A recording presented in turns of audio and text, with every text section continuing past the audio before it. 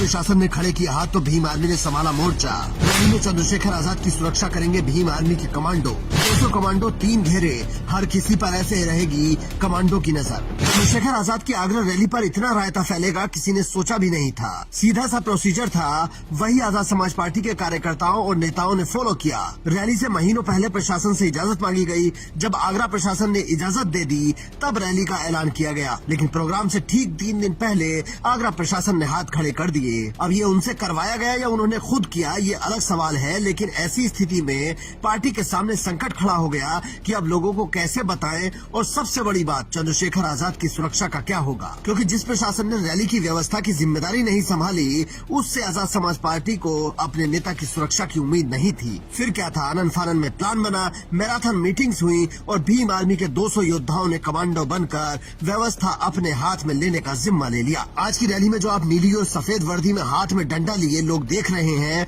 वो भीम आर्मी के लोग हैं जो अपने नेता की सुरक्षा में खड़े हैं। वैसे हर रैली में भीम आर्मी के कमांडो मौजूद रहते हैं, लेकिन इस बार चंद्रशेखर आजाद की सुरक्षा को लेकर सवाल था तो सारे कमांडो एकदम मुस्तैद नजर आए। आगरा के GIC मैदान में उमड़ी भीड़ ने एक बार फिर साबित कर दिया कि चंद्रशेखर आजाद की लोकप्रियता किसी प्लान की मोहताज नहीं है। आज की तारीख में वो जहां खड़े हो जाएं, लाइन वहीं से शुरू हो जाती है। लेकिन फिर भी आजाद समाज पार्टी के नेता और चंद्रशेखर आजाद एक सवाल पूछ रहे हैं कि आखिर हमारे प्रोग्राम में ऐसी स्थिति क्यों बनती है। मुजफ्फरनगर की रैली में भी चंद्रशेखर आजाद ने पुलिस की व्यवस्था पर नाराजगी जाहिर की थी। मेहरबानी होगी अगर आप पीछे आ जाओ। आपकी नौटंकियों की वजह से मुझे नुकसान हो रहा है।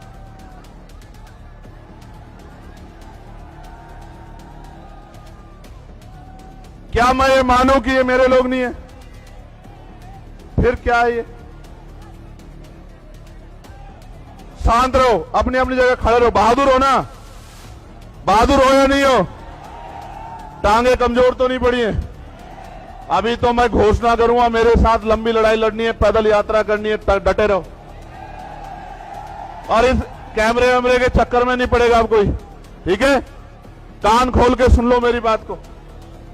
लेकिन फिर भी बहुत कुछ नहीं बदला। हालात अभी भी वही हैं, बल्कि उससे भी ज्यादा बदतर हैं, क्योंकि चंद्रशेखर आजाद कह रहे हैं कि उनकी रैली को खराब करने के लिए साजिश हो रही है। करे षड्यंत्र करे, रोकने का प्रयास करे। मुझे उम्मीद है जब तक आपका हाथ मेरे साथ है कोई हम लोगों को कमजोर नहीं कर सकता, कोई इस आंदोलन को कमजोर नहीं कर सकता। आप सबके लिए मंगल कामनाएं। उम्मीद है कल का कार्यक्रम आप लोग मेहनत करके संघर्ष करके ऐतिहासिक बनाओगे। आपका भाई चंद्रशेखर आजाद कल आपका इंतजार करूं। सब साजिशों का मुंहतोड़ जवाब आप अपनी शक्ति से देंगे, ऐसा मेरा भरोसा है।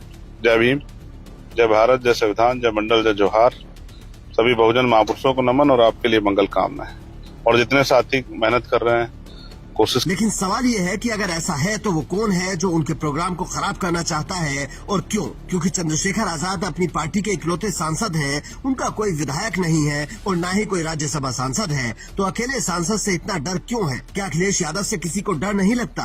क्या राहुल गांधी से किसी को डर नहीं लगता? और क्या अब बहन जी से भी किसी को डर नहीं लग रहा है? और सरकार के साथ साथ विपक्ष के लिए भी केवल चंद्रशेखर आजाद ही नाइटमेयर बन गए हैं? अगर ऐसा है तो ये किस ओर इशारा कर रहा है? क्या चंद्रशेखर आजाद की ताकत जितनी दिख रही है उससे कहीं ज्यादा है? क्या रैलियों में आ रही भीड़ सत्ता और विपक्ष दोनों को डरा रही है? क्या नेताओं के रूप में टूटती शाखाएं राजनीतिक जड़ों को हिला रही हैं? इन सब सवालों का जवाब 2027 में सीटों के रूप में मिलेगा, लेकिन उससे पहले आप अपनी राय जरूर दे सकते हैं। तो देर किस बात की है? कमेंट बॉक्स में जाइए और बताइए कि क्या चंद्रशेखर आजाद को रोकने के लिए पर्दे के पीछे कोई काली कहानी लिखी जा रही है या फिर ये केवल एक राजनीतिक संयोग है।